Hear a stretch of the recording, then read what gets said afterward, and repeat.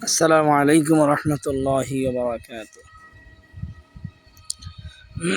সুপ্রিয় দর্শক শ্রোতা, আজকে আপনাদের জন্য যে ভিডিওটা বানিয়েছি, ছোট্ট একটা ভিডিও। যারা আমার চ্যানেলে নতুন তাদের জন্য শুভকামনা। চ্যানেলটা সাবস্ক্রাইব করে দিবেন, নোটিফিকেশন অল করে দিবেন। আর আমার যারা শুভাকাঙ্ক্ষী আছেন সবাই নিয়মিত সকল ভিডিও দেখার আমন্ত্রণ জানাচ্ছি। তো উচ্চ শব্দের জন্য দুঃখিত, এই শব্দটা একটু বেশি, এই জন্য একটু সরে যাচ্ছি। তো আসলে স্কলারশিপ নিয়ে কথা বলতে চাইছিলাম। স্কলারশিপ আমাদের বাংলাদেশিদের জন্য একটি স্বপ্ন। ও স্কলারশিপ নিয়ে পড়াশোনা আসলে কী জিনিস সেটাই আমরা আজকে জানবো। তো স্কলারশিপ জিনিসটা হলো মূলত যারা উচ্চমানের পড়াশোনা জানে তাদের জন্য স্কলারশিপ ফুল ফান্ডেড, মানে কোনো খরচ আপনার নেই, কোনো খরচ আপনাকে দিতে হবে না। সমস্ত খরচ কোম্পানি বহন করবে, সমস্ত খরচ প্রতিষ্ঠান বহন করবে। এটাই সত্যি কথা। আপনার 1 টাকাও খরচ নেই। বিদেশে আপনি পড়াশোনা করবেন এবং আপনাকে বেতন দেওয়া হবে। কারণ বিদেশে পড়াশোনার উপযুক্ত ব্রেন কি আপনার আছে কিনা সেটাই হলো মেইন কথা। আপনার ফ্যামিলি আপনাকে সাপোর্ট দিয়েছে কিনা, আপনি নিজে প্রস্তুত কিনা, আপনি ইংলিশ প্রফিসিয়েন্সি, অ্যারাবিক ল্যাঙ্গুয়েজ বা আদারওয়াইজ এক্সট্রাঅর্ডিনারি আপনার কনফিডেন্ট লেভেল কেমন, আপনার আপনি আদৌ ভালো মানুষ কিনা, বাহিরে গিয়ে পড়াশোনা করবেন কিনা, নাকি কোনো বিষয়ের উপরে আপনি মোহে পড়ে যাবেন, সেটাই হলো সবচেয়ে বড় কথা।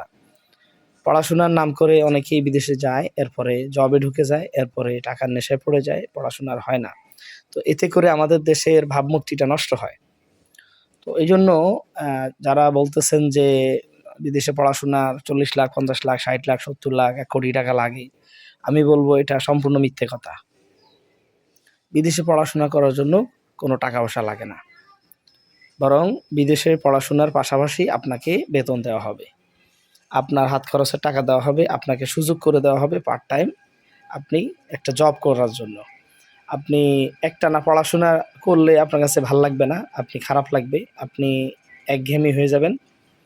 এজন্য জবের কিছু সেক্টর আপনাকে বের করে দিবে পার্ট টাইম। আপনি একাধিক জব দৈনিক করতে পারবেন। সকালে একটা জব করলেন 4-5 ঘন্টা, বিকেলে 1-2 ঘন্টা, রাতেও কয়েক ঘন্টা আপনি জব করলেন। জব বলতে এখানে আসলে ফুটপাতে অনেক সময় অনেকে অনেক কিছু বিক্রি করে, বন্ধুরা অনেকেই কিছু ইনভেস্ট করে, সাথে আপনি সঙ্গে থাকলেন, লাভের টাকাটা ভাগাভাগি করে নিলেন। অথবা কোনো কফি শপ টপ এই সমস্ত জায়গায় ধোয়া মোছার কাজ থাকে, বা কোনো কম্পিউটারে সেক্টরে কিছু ফাইল জমে থাকে, কম্পোজ করা লাগে বা স্ক্যান করা লাগে, ফটোকপি করা লাগে, অনেক কাজ থাকতে পারে, গাড়ি ড্রাইভিং থাকতে পারে, ইলেকট্রিক কাজ থাকতে পারে। আপনি জব করবেন, আপনার এই জবের সেক্টরটা আপনাকে আপনার যে প্রতিষ্ঠানে যারা স্কলারশিপ নিয়ে পড়তে এসেছে বা আগে থেকে পড়তেছে, বা টিচাররা যারা রয়েছে, বা আশেপাশে যারা দোকানপাট রয়েছে, সেই সমস্ত দোকানপাটগুলোতে, ঘরবাড়িগুলোতে আস্তে আস্তে আপনি থাকতে থাকতে ওখানে যখন আপনি পথ পরিচয় হয়ে যাবে, আপনার সম্পর্কে জানবে, তখন কিন্তু আস্তে আস্তে আপনি ইনকামটা পেয়ে যাবেন। তো এক্ষেত্রে আমরা যারা মুসলমান রয়েছি, আমাদের আমরা যখন নামাজ পড়তে যাই, নামাজ পড়তে গেলে আমাদের মুসলমানদের সাথে দেখা হয়, বাঙালিদের সাথে দেখা হয়, পাকিস্তানিদের সাথে দেখা হয়, ইন্ডিয়ানদের সাথে দেখা হয়। এভাবে আমরা অন্যান্য ফিলিপাইন বা অস্ট্রেলিয়ান, আমেরিকানদের সাথে দেখা হয়। অনেক চমৎকার চমৎকার মুসলমানদের সাথে আমাদের দেখা হয়। তো সেক্ষেত্রে এতে আপনার অনেক সহজ হয় আপনার কাজ পাওয়ার জন্য। এই গেছে একটা বিষয়, ওটা হলো যাওয়ার পরের বিষয়।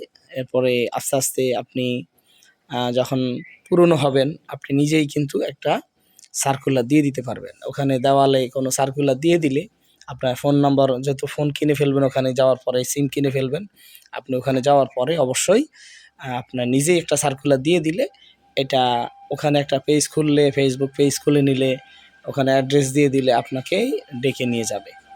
তো এটা বিদেশে যাওয়ার পরে রিজিক আল্লাহর হাতে, আল্লাহ তাআলা রিজিকের মালিক, রিজিক তো আপনার কাছেই আসবে।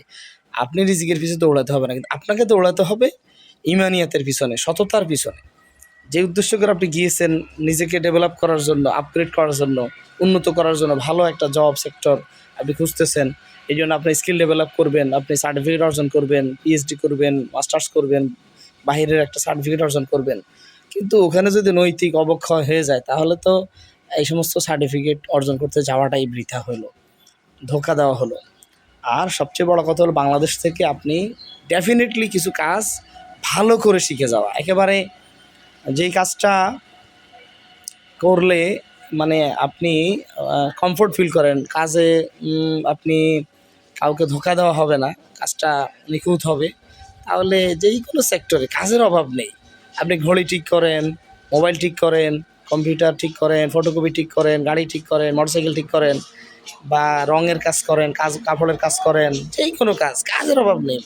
পৃথিবীটা হলো মানুষের, পৃথিবীটা হলো মানুষের, পৃথিবীটা হলো কাজের জায়গা। কাজ করবেন, কাজের মধ্যে ফাঁকি না দিলে সব কাজেরই ডিমান্ড আছে।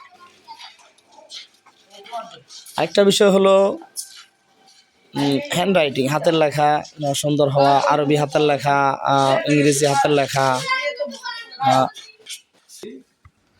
হাতের লেখা সুন্দর করা, এরপরে কম্পিউটার শিক্ষা করা, ল্যাঙ্গুয়েজ কোর্সের মধ্যে আইএলটিএস করা, ডুওলিঙ্গো থেকেও আপনি সার্টিফিকেট নিতে পারেন, 10 মিনিট স্কুল থেকে সার্টিফিকেট নিতে পারেন।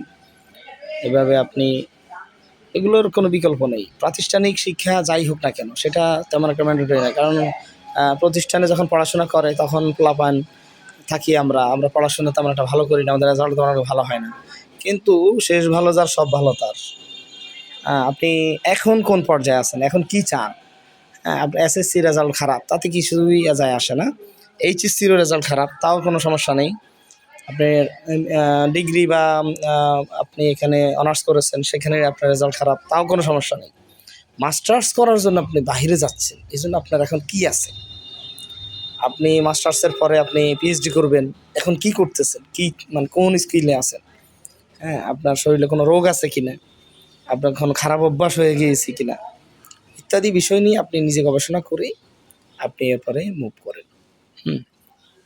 বাইরে আপনি চলে যাবেন সেটা বড় কথা না, বাইরে থেকে আসবেন সেটাও বড় কথা না, কিন্তু আপনি ব্যক্তিগতভাবে ব্যক্তিত্ব আপনার কেমন আছে সেটাই বড় কথা।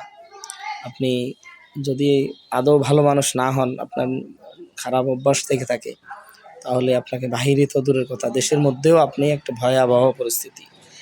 আর বাহিরে গেলে আপনার দ্বারা দেশের ভাবমূর্তি কতটুকু হবে সেটা ভিন্ন কথা, কিন্তু আদৌ আসলে আমরা তো মৃত্যুর পথযাত্রী, মরে যাব, তাহলে আমরা নিজের দেশকে ধোঁকা দেওয়া, নিজেকে ধোঁকা দেওয়ার প্রয়োজন নেই।